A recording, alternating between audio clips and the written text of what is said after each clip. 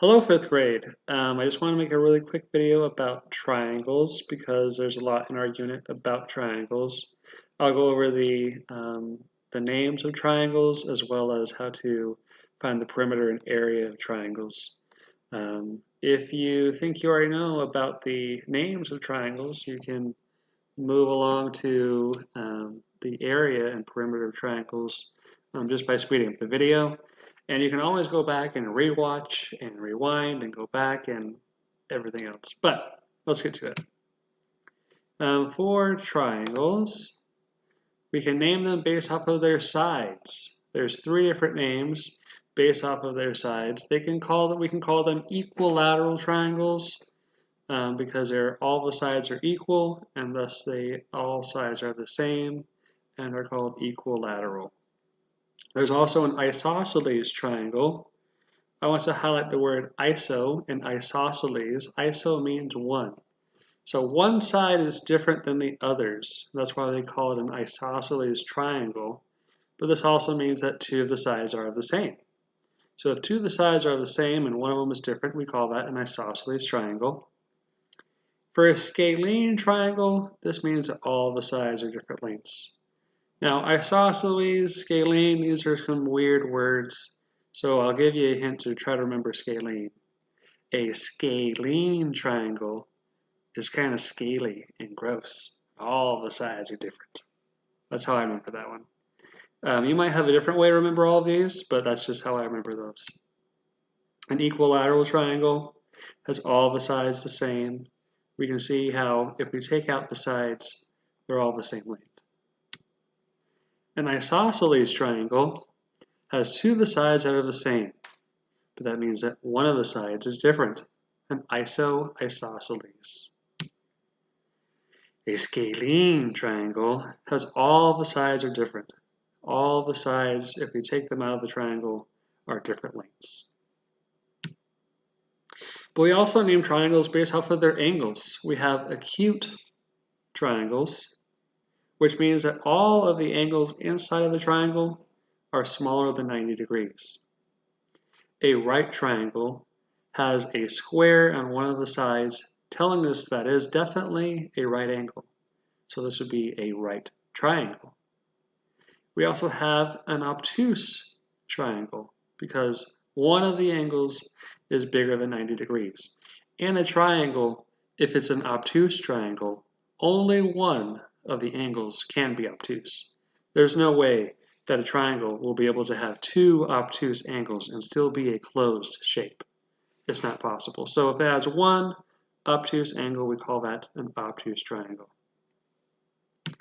But we can also have two names for a triangle, because if we name the triangles based off of the sides and angles, they could be both.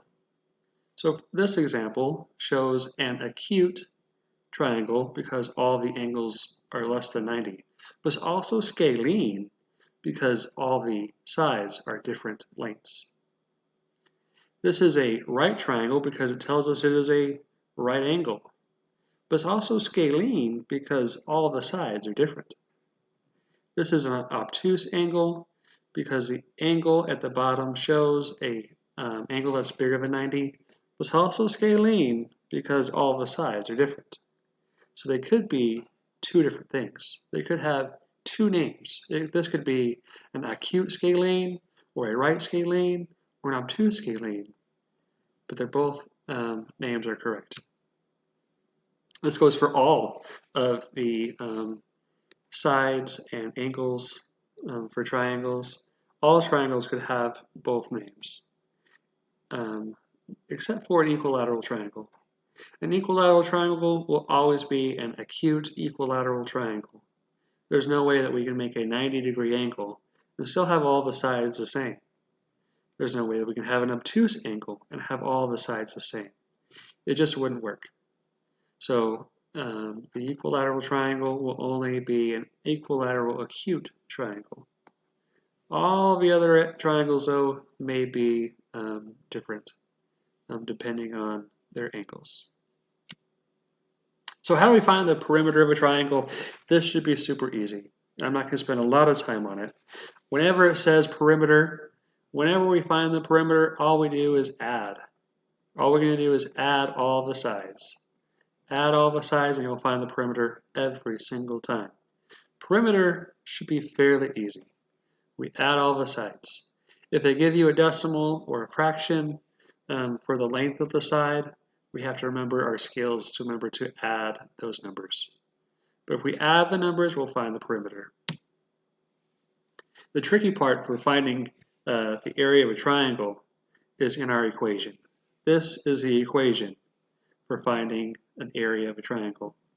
Area equals half times base times height. So we're going to find base and height first, and then we'll worry about this half. First, find the base and the height. For this one here, this is quite obvious where the base and the height would be. The base is here at the bottom, and the height goes from the base to the very, very top. We're trying to find, for height, where the bottom and the height has a straight line, and we can measure this line. So this is the base and the height. We get these two numbers, add those together, or multiply them together, and then times by the half. In this example here, I have the base at the bottom, and then the height is a dotted line. The dotted line is the height I'm going to use because we cannot use a diagonal line to find the height. Our height has to be straight up and down from the base to the very top. So this would be the height that I would use. Another example might be the base and the height of this triangle. When I'm finding the base, I'm using this as a base, but when I find the height, I have to have straight lines. These are diagonal lines going from the base to the top. I have to have a straight line. So I'm going to extend the base by the dotted line and then use my dotted line to go up. So in this particular example, if I have the squares here, so now I can count my units. The base is 3 units. 1, 2, 3. This is my base. And my height, I'm going to extend from the base and go to the very top on a straight line. And my height would be 4. So in this example, I have 3 times 4, and I get 12. But then I get to timesing by a half. Whenever it says times by a half, don't worry about timesing by a half. Just divide by 2. If we're timesing by a half, we're eventually going to get divide by 2. So do not worry about multiplying by a half. Skip to divide by 2. If you want to cut something in half, we're always going to divide by 2. But why? Why are we dividing by 2? Why are we cutting the area in half? Because the way that we're finding the area is because we're using the same skills we used when we find the area of a square. When we find the area of a square, we're going to use side times side, and that's how we find the area. For a triangle, we do side times side. Divide by 2 because we're finding half of a square. You can see how this could easily be a square if we went all the way around. But we divided it by 2, or cut it in half, when we made our triangle. A triangle is essentially half of a square. So we do side times side, divide by 2. This is our last example. Can you do this on your own? Which 2 numbers would you use? Which is the base and which is the height? Obviously the 3 down here is the base, so we're going to use 3. But then are we going to do 3 times 8 or 3 times 9? We will do 3 times 8 because this is the height. The height has to be a straight up and down line from the base to the very, very top. This is the height. So to solve this one, we're going to do base times height, which is 3 times 8 is 24. And then we have to times by a half, or divide by 2. So 3 times 8 is 24, and then we divide by 2. And our answer for this one should be 12. or 12 inches squared, because we always have inch times inch is squared. Our units are always squared. All right, so that was about triangles. Again, you can go back and watch it again, go back to a different place. Make sure that you have all of this nailed down before you take your quiz, quiz 3, and also make sure that you do well on quiz 3 and you're able to be ready for our test for Unit 7 at the end of the week, because we'll be taking our unit test to next week, Monday and Tuesday. Okay, good luck.